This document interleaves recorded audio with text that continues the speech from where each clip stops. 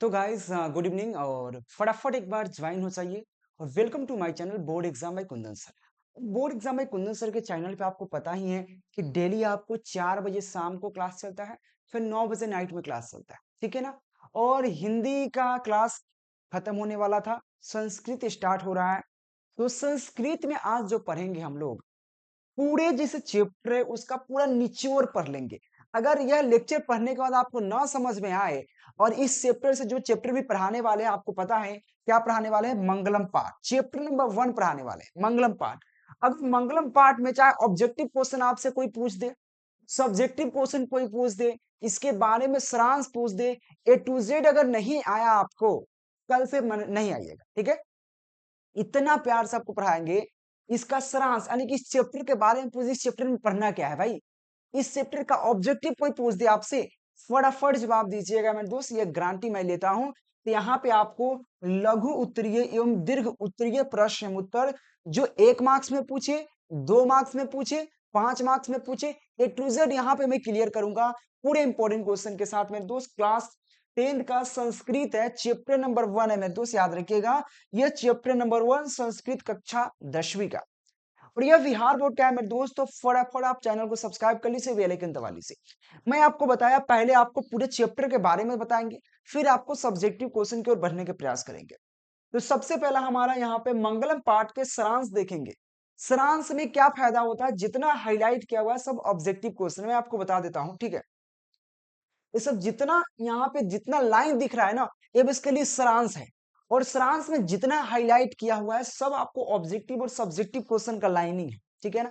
आगे बढ़ोगे यहाँ पे, उसके बाद ये खत्म होते ही आपको यहाँ पे सब्जेक्टिव क्वेश्चन पढ़ाएंगे कि यहाँ पे 1 नंबर क्वेश्चन है, 2 नंबर क्वेश्चन, इस प्रकार से पढ़ाएंगे। टेंशन मत लो, पहले आप पहले सारांश तो देखो, और नहीं आया समझ में तो मेरे दोस्त आप बताना, ठीक है। तो सबसे पहला हम लोग देखेंगे कि यहाँ पे मंगलम पाठ में क्या था। देखो मंगलम पाठ में कुल मंत्र कितने हैं, 5 हैं। और आपसे एग्जाम में पूछेगा, देखो आप सारांश में लिखोगे, यहीं से शुरू करेंगे। मंगलम पाठ में कुल 5 मंत्र है। कितने मंत्र है, 5 मंत्र है, जो 4 उपनिषद से लिया गया है। जो कितना, जो 4 आपको उपनिषद से लिया गया है मेरे दोस्त, यह याद रखो। यह आपसे पूछेंगे कहां से लिया गया है मेरे दोस्त, तो 4 आपको उपनिषद से लिया गया है। टोटल मंत्र 5 है, जिसमें से 4 उपनिषद से लिया गया है। तो याद रखना है आपको कि मंगलम पाठ में टोटल मंत्र कितना है, 5 मंत्र है, जिसमें से 4 कहां से लिया गया है, उपनिषद से लिया गया है। और कौन कौन उपनिषद आपको बताएंगे, टेंशन मत, ठीक है ना। तो सबसे पहला क्वेश्चन आपके पास यही लाइन आता है कि मंगलम पाठ में कुल 5 मंत्र है, जिसमें से 4 उपनिषद से लिया गया। क्लियर। आपसे ऑब्जेक्टिव पूछेगा कि मंगलम पाठ में कुल कितने मंत्र है, तो 5 मंत्र है। उपनिषद से कितने मंत्र लिया गया है, तो 4 मंत्र लिया गया है। 2 क्वेश्चन क्लियर। फिर अगला पॉइंट, अगला लाइन में आप देखोगे, पहले मंत्र में सत्य एवं दूसरे मंत्र में आत्मा की चर्चा किया गया। आपसे पूछ देगा कि मंगलम पाठ में पहले मंत्र में किसकी चर्चा किया गया है, तो पहले मंत्र में सत्य की चर्चा किया है। सत्य क्या है, सत्य की विजय होती है, असत्य के कभी विजय नहीं होती है, ठीक है ना। और दूसरे मंत्र में आत्मा की चर्चा किया, जो हमारे मन की आत्मा है, इसी के बारे में आत्मा परमात्मा के बारे में बताया गया दूसरे मंत्र में। तो आपसे पूछेगा कि दूसरे मंत्र में किसकी चर्चा किया गया है, दूसरे मंत्र में क्या है, आत्मा की चर्चा किया गया है। पहले मंत्र में क्या है, तो सत्य की चर्चा किया गया है। याद होते चला जाएगा। पहला लाइन में मैंने पढ़ाया कि मंगलम पाठ में कुल 5 मंत्र हैं, जिसमें से 4 उपनिषद से लिया गया है। पहले मंत्र में यहाँ पे सत्य की चर्चा किया गया है, दूसरे मंत्र में आत्मा की चर्चा किया गया है। और यह पूरी लाइन लिखते जाइएगा, पूरे सारांश बन जाएगा एक, ठीक है। आगे बढ़ो, थर्ड आपको उपनिषद में क्या है, थर्ड मतलब लाइन में क्या है, देखो उपनिषद, उपनिषद के उपनिषद जो होता है यहाँ पे ब्रह्म, ब्रह्म आत्मा और परमात्मा की चर्चा है, समझना। उपनिषद में जो उपनिषद से जो भी मंत्र लिया गया है, उसमें ब्रह्म आत्मा और परमात्मा की चर्चा किया गया। किसको, तो ब्रह्म आत्मा और परमात्मा की चर्चा किया गया, इसको याद रखिएगा, ठीक है ना। यह काफी महत्वपूर्ण लाइन है। पहला लाइन में टोटल मंत्र 5 है मंगलम पाठ में, जिसमें से 4 उपनिषद से लिया गया है। और पहला जो मंत्र है उसमें सत्य की चर्चा किया जाता है, सत्य के बारे में बताया जाता है। दूसरा मंत्र जो है उसमें आत्मा के बारे में बताया जाता है।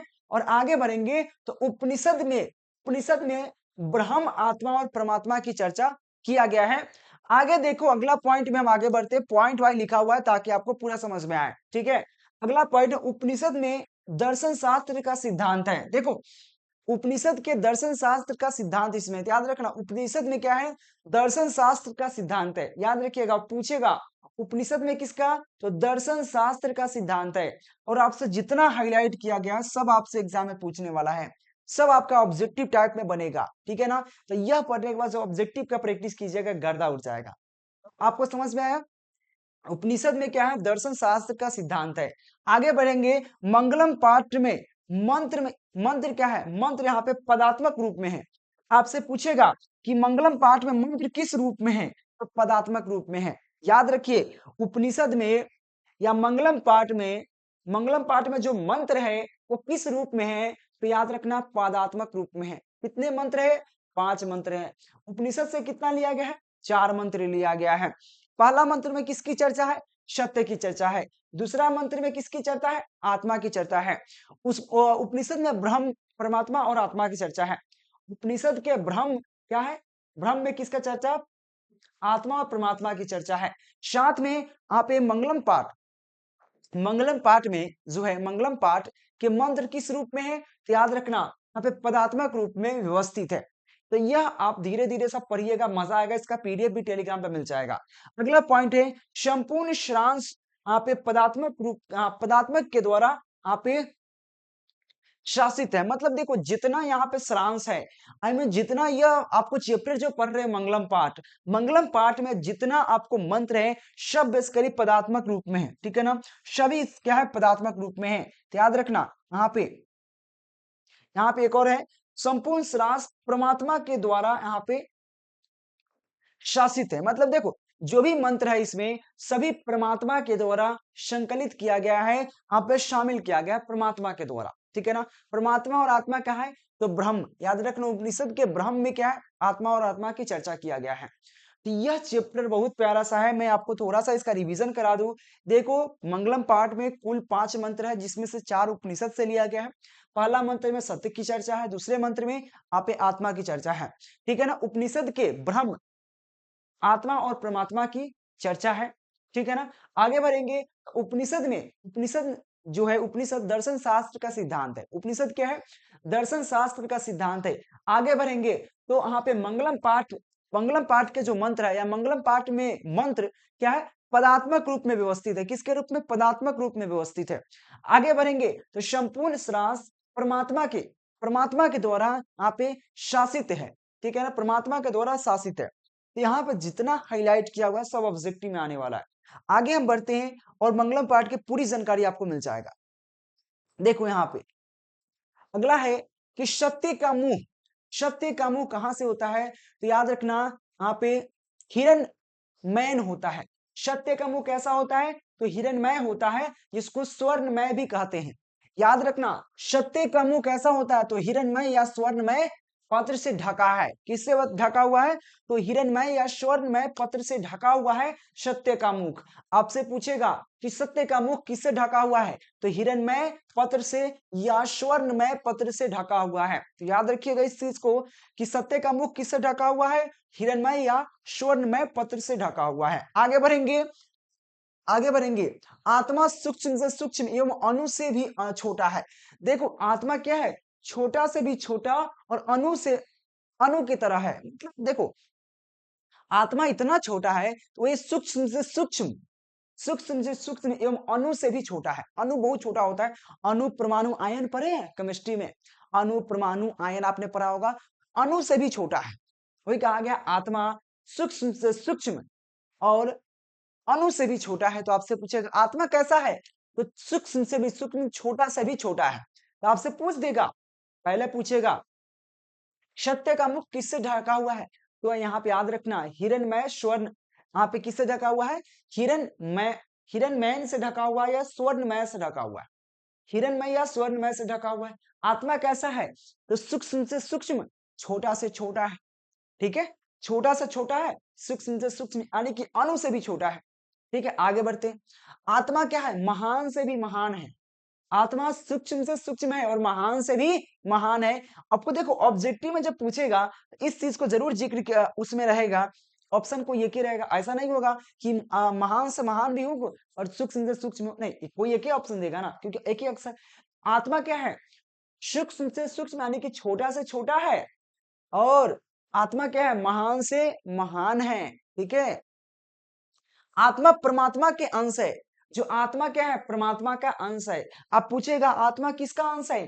तो परमात्मा का अंश है। तो यह पूछेगा ऑब्जेक्टिव में, जितना मैं बात बोल रहा हूं सब पूछेगा। सत्य का मुख किससे ढका हुआ है? तो हिरण्मय पत्र से ढका हुआ है या स्वर्णमय पत्र से ढका हुआ है। आगे पूछ सकता है कि आत्मा कैसा है? तो आत्मा छोटा से छोटा है, अणु से भी छोटा है, यानी कि सूक्ष्म से सूक्ष्म है। फिर आपको इस तरह से पूछेगा आत्मा कैसा है?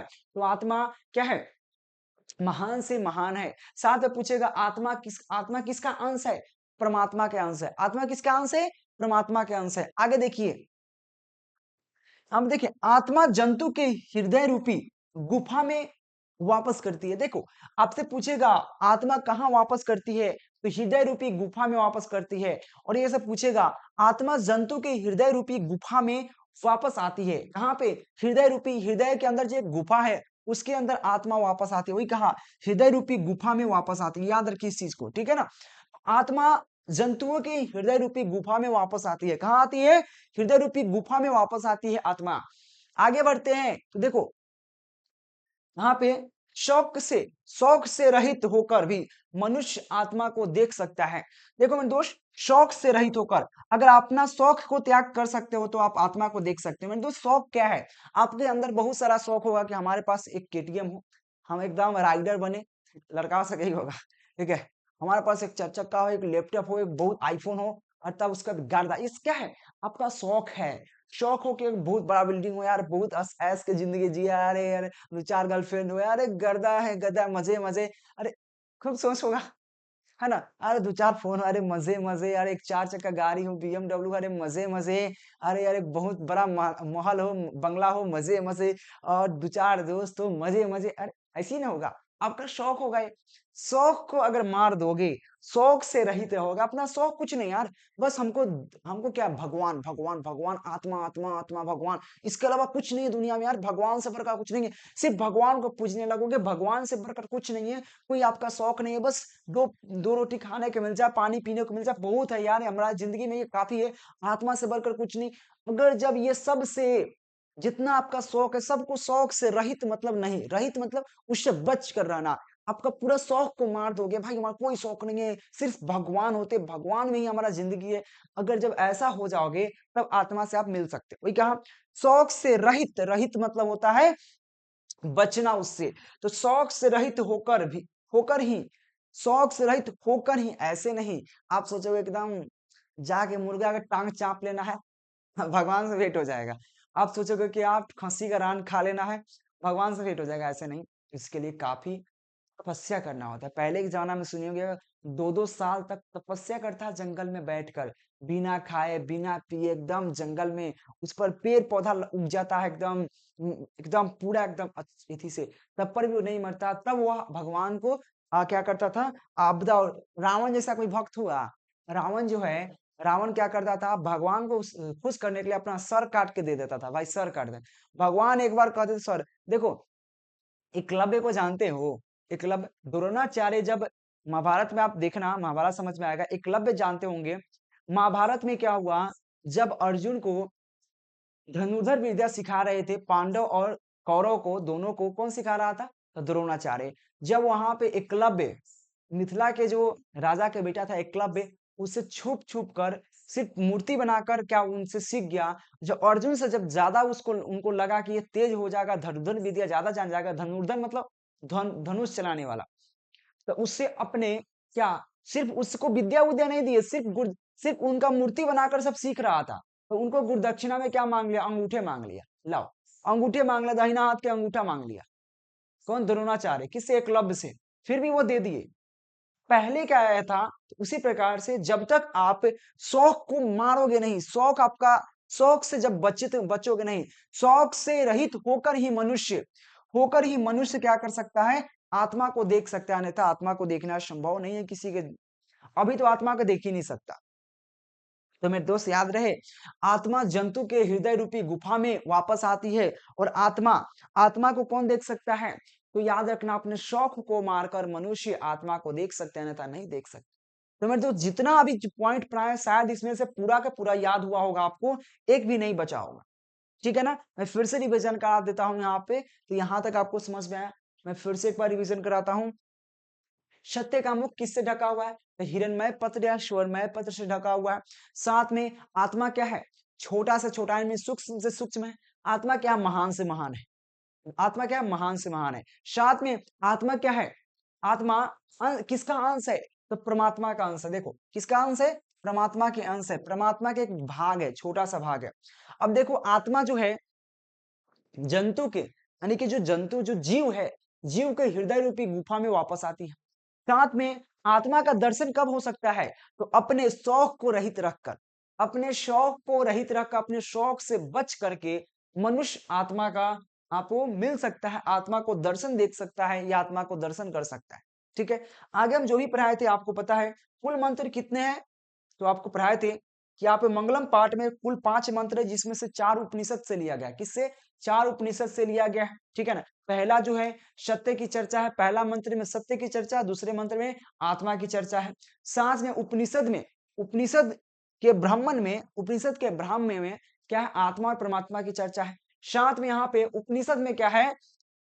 उपनिषद में दर्शन शास्त्र की सिद्धांत है, दर्शन शास्त्र की सिद्धांत है। साथ में जो आपको बताया जाता है महात्मा क्या है मेरे दोस्त यहाँ पे? हाँ, मंगलम पाठ किस प्रकार से? तो यहाँ पे याद रखना पदात्मक रूप में व्यवस्थित है। किस रूप में? पदात्मक रूप में व्यवस्थित है मंगलम पाठ। साथ में बात करें यहाँ पे संपूर्ण सारांश परमात्मा की क्या कहता है? परमात्मा के द्वारा यहाँ पे शाश्वत है या शाश्वत है कर सकते हैं। तो यहाँ पे संपूर्ण सारांश परमात्मा के द्वारा शाश्वत है और सब ऑब्जेक्टिव में पूछेगा। उसके बाद ये तो समझ में आ गया, आगे बढ़ते हैं। अगला हमारा लाइन क्या है? इस लाइन को याद रखिएगा। जिसके ऊपर परमात्मा की कृपा हो वही आत्मा को देख सकता है, और जिसके ऊपर भगवान की कृपा हो, परमात्मा की कृपा हो, वही बेसिकली क्या हो सकता है? वो आत्मा को देख सकता है। तो याद रखना आपसे पूछेगा कि आत्मा के कौन देख सकता है? तो जिसके ऊपर परमात्मा की कृपा हो, जिसके ऊपर परमात्मा की कृपा हो वही आत्मा को देख सकता है। आगे सत्य का सदा विजय होती है, असत्य की नहीं। आपसे पूछेगा सत्य की क्या होती है? विजय होती है, असत्य की नहीं होती है। तो विजय किसकी होती है? तो सत्य की। और विजय किसकी नहीं होती है? असत्य की। आपसे ऑब्जेक्टिव पूछेगा विजय किसकी होती है? सत्य की। विजय किसकी नहीं होती? असत्य की। ठीक है, आगे देखो सत्य सत्य से सत्य से देवलोक का मार्ग यहाँ पे प्रारंभ या प्रस्थ होता है। अगर जो सत्य पर चलता है वही देवलोक, जो भगवान की जो स्वर्ण का जो रास्ता होता है, स्वर्ग का रास्ता होता है, वह सत्य से ही खुलता है। जो सत्य के राह पर चलता है वह बेसिकली कहाँ जाता है? स्वर्ण में जाता है। याद रखना मार्ग मतलब रास्ता होता है, कहाँ? देवलोक। देवलोक मतलब भगवान के यहाँ जाने का रास्ता कहाँ से खुलता है? सत्य से खुलता है। तो आपसे पूछेगा कि यहाँ पे सत्य का, आपसे पूछेगा देवलोक का मार्ग या रास्ता कहाँ से खुलता है? तो सत्य से खुलता है। जो सत्य के राह पर चलता है वही स्वर्ग को प्राप्त कर सकता है, अन्यथा नरक को प्राप्त करता है। तो स्वर्ग के रास्ता कैसे खुलता है? सत्य से खुलता है। सत्य पर चलोगे, आत्मा परमात्मा की बात मानोगे, भगवान की बात मानोगे, तभी आप क्या कर सकते हो? स्वर्ग को प्राप्त कर सकते हो, अन्यथा संभव नहीं है कि आप स्वर्ग को प्राप्त करें। पहले जो सतयुग था, जिस समय महाभारत हुआ था, उस समय कहाँ थे? सब कोई स्वर्ग को प्राप्त किया, क्योंकि उस समय स्वर्ग पूरा खाली हुआ था। अभी अभी जो भी मरता है वह स्वर्ग को नहीं प्राप्त करता, नरक को प्राप्त करता है, क्योंकि कोई ऐसा व्यक्ति नहीं है यहाँ पे जो सत्य बोले। 100% में 100% गलती बोलता है। एक बार मैं आपको एक बताता हूँ, देखो हंसी आएगा। औरत को 5 मिनट में तैयार हुई तारी, बस 5 मिनट में तैयार हो जाए, और मर्द को 5 मिनट में वही तारी कभी नहीं संभव है। मतलब औरत जो है कहेगी 5 मिनट में तैयारी हो जाए तेरी, मतलब तैयारी हो गए, बस 5 मिनट में तैयारी हो जाओ भाई, ठीक है तैयारी हो जाएंगे। और मर्द को कॉल पर बोलना, बाइक पर गया है किसी का बाइक लेकर, बोलेगा बस 5 मिनट में पहुंचाई तारी। 5 मिनट में पहुंचाई तारी मर्द क्यों, और औरत को 5 मिनट में तैयार हुई तारी, ये कभी संभव नहीं है। ठीक है, ये कभी भी संभव नहीं है। इसलिए झूठ बोलता सबको ही है, याद रखना कोई भी सत्य के राह पर नहीं चलता है, और जो सत्य के राह पर चलता है वही स्वर्ग को प्राप्त कर सकता है, अन्यथा नर्क को तो मिलता ही। तो यह जो भी आपको बताया गया है जो भी पढ़ाया गया है इसमें शायद अधिकतम आपको याद हो जाएगा। अधिकतम क्वेश्चन आपसे करेंगे, फटाफट बताओगे। अब इसमें चलते हैं सब्जेक्टिव पर। ऑब्जेक्टिव तो इसका पढ़ा चुके हैं, अब सब्जेक्टिव पर चलते हैं। तो सबसे पहला क्वेश्चन आपसे पूछा गया है और जितना बात बताए हैं सेम टू सेम इसमें लिख दिया गया होगा। मंगलम पाठ का वर्णन करें। मंगलम पाठ में क्या वर्णन करना है? तो मंगलम पाठ में क्या है? कुल कितने मंत्र है? 5 मंत्र है, इसमें से 4 उपनिषद से लिया गया है। या जो इस प्रकार से कहते हैं कहां से? तो मंगलम पाठ में कुल कितने मंत्र है? 5 मंत्र है, ये तो पता है। कौन कौन? तो देखो यहाँ पे ईश्वास्य क्या है? यहाँ पे ईश्वास्य, यहाँ पे कुटुब उपनिषद, साथ में यहाँ पे मुंडको उपनिषद, यहाँ पे ईश्वास्य, कुटुपनिषद, मुंडको उपनिषद एवं यहाँ पे श्वेता श्वेत्रो क्या श्वेता श्वेत्रो उपनिषद से लिया गया है। इतने प्रकार के, देखो कितना हो गया, 1 2 3 4, इतने प्रकार के होगा, इतना उपनिषद से लिया गया है। इस बात में सत्य, आत्मा, परमात्मा के बारे में चर्चा है। मैंने अभी जस्ट बताया, जो यह पाठ पढ़ रहे हो, आत्मा, परमात्मा, एक एक के बारे में चर्चा है। तो याद रखना उपनिषद जो मंगलम पाठ में किसका, मंगलम पाठ में 5 मंत्र है, जो अब इसके लिए कहाँ से लिया गया है? 5 मंत्र है, जो अब इसके लिए यहाँ पे ईश्वास्य, कुटोपनिषद, यहाँ पे मुंडकोपनिषद एवं श्वेत्रो उपनिषद से लिया गया। इस चैप्टर में यानी कि इस पाठ में आपको सत्य, असत्य, आत्मा, परमात्मा की चर्चा है। सत्य, असत्य, आत्मा, परमात्मा की चर्चा है। ये शायद आपको सब कुछ हम लाइन में बता चुके हैं, ठीक है ना? इस पाठ्य को पढ़ने से हमको क्या सीख मिलता है? कि परमात्मा से कैसे मिल सकते हैं, सत्य को कैसे हमको बोलना है, सत्य से क्या होता है, सत्य से क्या होता है। इस पाठ को पढ़ने से परमात्मा के प्रति श्रद्धा उत्पन्न होती है। श्रद्धा उत्पन्न होती है, परमात्मा क्या है भाई उसके जानने की जिज्ञासा उत्पन्न होती है। सत्य क्या होती है? श्रद्धा उत्पन्न होती है। तथा यहाँ पे आध्यात्मिक खोज की, क्या कहता है? आध्यात्मिक खोज की मन में यहाँ पे उत्सुकता पैदा होती है। आध्यात्मिक खोज में मन में उत्सुकता पैदा होती है कि भाई सत्य क्या है, असत्य क्या है, आत्मा क्या है, परमात्मा क्या है। ये सब आपको जानकारी इस चैप्टर में मिलता है। तो मैं आपको बताऊं, मंगलम पाठ का वर्णन किस अनुसार से कर सकते हो, आपसे पूछेगा। तो मंगलम पाठ का वर्णन इस प्रकार से कर सकते हो कि मंगलम पाठ में कुल मंत्र 5 है। अगर आप यह मंत्रवा याद नहीं है तो कोई बात नहीं, जरूरत नहीं लिखो, आपको ऐसे लिखोगे मंगलम पाठ में कुल मंत्र 5 है, जो 4 उपनिषद से लिया गया है, 4 उपनिषद से लिया गया है। इस पाठ में सत्य, असत्य, आत्मा, परमात्मा की चर्चा है। इस पाठ को पढ़ने से क्या होती है? हमको यहाँ पे परमात्मा के प्रति श्रद्धा उत्पन्न होती है। क्या होती है? श्रद्धा उत्पन्न होती है। और इस पाठ को क्या होती है? इस पाठ में पढ़ने से आप आत्मा, परमात्मा के प्रति, सत्य के प्रति हमको श्रद्धा उत्पन्न होती है। साथ में मत पढ़ोगे, यह पाठ पढ़ने के क्या होती है तथा आध्यात्मिक खोज की मन से, क्या मन से उत्सुकता, मतलब एक उत्सुकता, जिज्ञासा, उत्सुकता होती है, उत्सुकता पैदा होती है। इस प्रकार से इस चैप्टर को आप बारे में जितना लाइन पढ़े हो लिख सकते हो, ठीक है ना?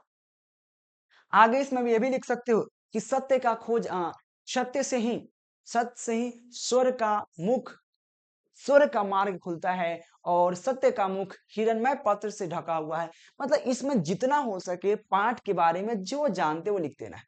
जरूरत नहीं सेम लिखो, सिंपल लिख देना है। मैं आपको 5-6 लाइन बता देता हूँ, जो आपको लाइन बताए थे। बंगला पाठ में 5 मंत्र है, जो 4 उपनिषद से लिया गया है, 4 उपनिषद से लिया गया है। आपको आत्मा इस चैप्टर में, इस पाठ में आत्मा, परमात्मा, सत्य, असत्य की चर्चा है। आत्मा सूक्ष्म से सूक्ष्म, छोटा से छोटा है। आत्मा आत्मा सूक्ष्म से सूक्ष्म, छोटा से छोटा है। इस चैप्टर में सत्य की चर्चा है। सत्य का विजय होता है, सत्य का विजय नहीं होता है। इस चैप्टर को पढ़ने से हमको क्या मिलता है? आत्मा के प्रति श्रद्धा उत्पन्न होती है। बस लिख देना है, अपने बारे में जो भी जानते हो लिख देना है। क्योंकि आपको इससे पहले जितना हम लाइन पढ़ाए थे वही चीज है ना, यही चीज जब पढ़ाई थी, सब लाइन है ना। चलिए, ये चैप्टर, ये क्वेश्चन तो हो गया। दूसरा का क्वेश्चन आपसे पूछा गया है कि यहाँ पे मंगलम पाठ के आधार पर सत्य की महानता पर प्रकाश डाले। सत्य क्या है भाई? सत्य है क्या? आपसे सत्य की महानता पर प्रकाश डाले। देखो, इस पाठ में महर्षि वेदव्यास की सत्य, महर्षि वेदव्यास जानते हैं, ठीक है ना? तो इस पाठ में महर्षि वेदव्यास जी सत्य का वर्णन करते हुए, क्योंकि इस चैप्टर में सत्य का वर्णन है भाई, सत्य का वर्णन करते हुए क्या कहते हैं कि यानी कि इस चैप्टर इस पार्ट में महर्षि वेद व्यास सत्य की चर्चा करते हुए कहते हैं कि सत्य की हमेशा विजय होती है, असत्य की विजय नहीं होती। सत्य की हमेशा विजय होती है, जीत होती है, असत्य की नहीं। अब बताओ, राम जी से ज्यादा ताकतवर रावण था ना, फिर भी रावण का असत्य क्यों हो गया? रावण असत्य पे चलता इसलिए वो उसकी हार हो, असत्य। अब बताओ, पांडव जो लड़ाई हुआ था महाभारत आप देखे होंगे, तो महाभारत में पांडव ही क्यों जीतता? पांडव तरफ तो कुछ नहीं था भाई, पांडव सिर्फ 5 भाई था। कौरव कितने? 100 भाई था भाई, 100 भाई। और उसके साथ महान महान द्रोणाचार्य, भीष्म पितामह, उसके बाद यहाँ पे उसके साथ कौन था? भीष्म पितामह, द्रोणाचार्य, उसके बाद ये था द्रोणाचार्य का बेटा जिसका नाम है अरे नाम जो अभी भी जिंदा है, ठीक है, जो कल की मूवी में है, क्या नाम है उसका? अरे नाम मिस्टेक कर रहा हूँ, ठीक है। वह उसके बाद वहां पे बड़ा बड़ा दुर्योधन, बड़ा बड़ा उसके बाद दुर्योधन सबसे बड़ा कुटनी कौन था आपको पता है? सबसे बड़ा कुटनी कौन था? तो आपको शकुनी मामा। इतना बड़ा बड़ा आदमी होकर भी वो हार गया, क्योंकि वो असत्य पर चलता था इसलिए हार गया। असत्य पर चलता था इसीलिए वो हार गया। अन्यथा जो सत्य पर चलता, देखो पांडवों के पीछे कोई नहीं था, पांडव 5 भाई थे, इसके आगे पीछे सिर्फ एक कृष्ण भगवान थे। और कृष्ण भगवान को वो भी चक्र उठाना नहीं था, वो भी अपने शक्ति का प्रदर्शन नहीं कर सकते थे, क्योंकि वो प्रण ले चुके थे कि हम अपना शक्ति का प्रदर्शन नहीं करेंगे। शक्ति का प्रदर्शन करते एक बार छुआ मारते खत्म, एक बार चक्र निकालते खत्म। लेकिन वो अपने शक्ति का प्रदर्शन नहीं करते, सिर्फ वो अपना दिमाग अर्जुन को देते हैं, अर्जुन का सारथी बनकर चलते हैं। तो वो सत्य की जीत हुआ वहां पे भी। क्या महाभारत में सत्य का जीत हुआ, असत्य का नहीं। वही कहते हैं कि इस पाठ में महर्षि वेद व्यास सत्य की चर्चा करते हुए कहते हैं कि सत्य की हमेशा विजय होती है, असत्य की विजय नहीं होती है मेरे दोस्त। ठीक है, देखो यहाँ पे लिखा हुआ होगा कि यहाँ पे वर्णन करते हुए सत्य की हमेशा विजय होती है और असत्य की कभी भी विजय नहीं होती है, कभी विजय नहीं होती है। ठीक है, सत्य बोलने वाले का जीवन बिल्कुल साफ होता है, जो सत्य बोलता है उसका जीवन बिल्कुल साफ होता है। क्या होता है? बिल्कुल उसका हृदय आत्मा साफ होता है। वही कहा गया, सत्य बोलने वाला का जीवन बिल्कुल साफ होता है। क्या होता है? साफ होता है और उसके मोक्ष की प्राप्ति होती है। आई मीन मोक्ष मतलब जब उसको अगर मृत्यु प्राप्त हो तो वह एकदम खुशी खुशी मृत्यु प्राप्त होती है और वह स्वर्ग को प्राप्त करता है, आई मीन मोक्ष को प्राप्त करता है। मोक्ष मतलब होता है खुशी खुशी से अपने प्राण को त्यागना। और जो बेसिकली असत्य पर चलता है वो बेसिकली क्या होती है, वह मोक्ष को प्राप्ति नहीं करता और इधर-उधर भटकता रहता है, वो स्वर्ग को प्राप्त नहीं कर पाता है, वह क्या नरक को प्राप्त करता है। वही है जो सत्य का बोलता है, उस सत्य के राह पर चलता है, वह उसका जीवन क्या होता है, उसका जीवन बिल्कुल साफ होता है और उसको क्या स्वर्ग को प्राप्त होता है, मोक्ष की प्राप्ति होती है। ठीक है ना? क्योंकि क्योंकि देवलोक का रास्ता कहाँ से खुलता है? सत्य से ही खुलता है। आपको यह लाइन आपको बताए थे कि देवलोक का रास्ता यानी कि मार्ग कहाँ से खुलता है? तो क्योंकि देवलोक का मार्ग यानी कि रास्ता सत्य से ही खुलता है। यह मैंने लाइन बताया था कि आपको देवलोक का रास्ता या देवलोक का मार्ग कहाँ से खुलता है? सत्य से खुलता है। तो मेरे दोस्त आप डिफिनेशन को इसी तरीका से लिख सकते हो कि इस पाठ में महर्षि वेद व्यास सत्य की चर्चा करते हुए कहते हैं कि सत्य की हमेशा विजय होती है, असत्य की विजय कभी नहीं होती है। जो सत्य बोलता है, जो व्यक्ति सत्य बोलता है, उसका जीवन क्या होता है? साफ होता है और वह मोक्ष को प्राप्ति करता है, वह स्वर्ग को प्राप्ति करता है। क्योंकि क्योंकि देवलोक का रास्ता कहाँ से खुलता है? सत्य से खुलता है मेरे दोस्त। यह इंपॉर्टेंट क्वेश्चन आपके लिए है और यह इतना इजी तरीका से आपको समझाया गया है, इसे आराम से आप याद कर सकते हैं। इसका पीडीएफ नोट्स लेने के लिए नंबर दिख रहा है, कांटेक्ट कीजिएगा। साथ में आप टेलीग्राम ज्वाइन जरूर कीजिएगा। अगला क्वेश्चन इस चैप्टर का क्या है मेरे दोस्त? 3 नंबर क्वेश्चन है, आत्मा का स्वरूप क्या है? पाठ के आधार पर स्पष्ट करें। देखो मेरे दोस्त, आत्मा का स्वरूप क्या है आप बताइए। आत्मा का स्वरूप क्या है? देखो, उपनिषद में आत्मा के स्वरूप का बहुत ही अच्छा वर्णन है, क्योंकि आपको पता है जो मंगलम पाठ पढ़ रहे हैं, इस मंगलम पाठ में टोटल मंत्र 5 हैं, जिसमें से 4 उपनिषद से लिया गया। कहा भैया? 4 ही उपनिषद से लिया गया है। और जब 4 उपनिषद से लिया गया है तो भाई उपनिषद में आत्मा की चर्चा रहा होगा, क्योंकि चैप्टर में तो आत्मा परमात्मा की ही चर्चा है। और जब 5 वो आपको मंत्र ही हैं, उसमें से 4 वो उपनिषद से ही लिया गया है, यानी फिक्स है कि उपनिषद में आत्मा की चर्चा रहा होगा। वही कहा गया है कि उपनिषद में आत्मा के स्वरूप का बहुत अच्छा या बहुत ही अच्छा वर्णन किया गया है। यह वर्णन है, ठीक है ना। तो यहां तक आपको समझ में आया कि उपनिषद में आत्मा की बहुत ही सुंदर, बहुत ही अच्छा चर्चा किया गया। आगे बढ़ते हैं। आत्मा मनुष्य के हृदय रूपी गुफा में रहता है। ये तो आपको लाइन में पढ़ाए थे कि आत्मा कहाँ रहता है, मनुष्य के हृदय रूपी गुफा में वापस आता है, या हृदय रूपी गुफा में रहता है। तो ये कहा गया, आत्मा मनुष्य की हृदय रूपी गुफा में रहती है, ठीक है ना। आत्मा सूक्ष्म से सूक्ष्म है और महान से महान है। ये लाइन पढ़ाए थे, आत्मा क्या सूक्ष्म से सूक्ष्म, महान से महान है, ठीक है ना। इसके रहस्य इसके रहस्य को समझने वाले परमात्मा को प्राप्त करता है। इसके बारे में जानने वाला ही आत्मा परमात्मा को प्राप्त कर सकता है, अन्यथा नहीं कर सकता। तो शायद यह कुछ समझने की जरूरत ही नहीं है। क्या उपनिषद में आत्मा की बहुत अच्छा चर्चा है, बहुत सुंदर चर्चा किया गया है, ठीक है ना। आत्मा क्या है, आत्मा मनुष्य के हृदय रूपी गुफा में रहता है। आत्मा सूक्ष्म से सूक्ष्म और महान से महान है, महान से महान है। और इसके रहस्य को जो समझता है और इसको जो पालन करता है, वही बेसिकली परमात्मा को प्राप्त करता है, अन्यथा नहीं करता है, ठीक है। यह बेसिकली आत्मा के स्वरूप क्या है, उसके पाठ के आधार पर आपको बताएं। अगला क्वेश्चन देखो इस चैप्टर का। तो मेरे दोस्त, आपको जितना बात बताया जा रहा है ना, ये सभी के सभी इंपॉर्टेंट है, और ये ऑब्जेक्टिव में, शॉर्ट में, लॉन्ग में सभी पूछेगा। अगला क्वेश्चन है यहाँ पे, उपनिषद को आध्यात्मिक ग्रंथ को क्यों कहा गया। देखो, उपनिषद को आध्यात्मिक ग्रंथ क्यों कहा गया, क्योंकि देखो यह चैप्टर है, यह उपनिषद पे ही आधारित है। क्योंकि उपनिषद से 4 मंत्र इस चैप्टर में पढ़ना है। मंगलम पाठ जो पढ़ रहे हो, टोटल मंत्र 5 है भैया, उसमें से 4 तो उपनिषद से ही लिया गया है। उपनिषद को आध्यात्मिक ग्रंथ क्यों कहा गया। देखो, उपनिषद को एक आध्यात्मिक ग्रंथ कहा गया क्योंकि क्योंकि इस ग्रंथ में किसकी है, यहाँ पे ब्राह्म्य अर्थात आत्मा और परमात्मा की चर्चा है। ये मैंने बताया था कि उपनिषद ग्रंथ में यहाँ पे ब्रह्म आत्मा परमात्मा की चर्चा, बताया था ना मैंने, ये लाइन था, आपको याद हो मैं बता दूं आपको। देखो, इसीलिए मैं बताता हूं।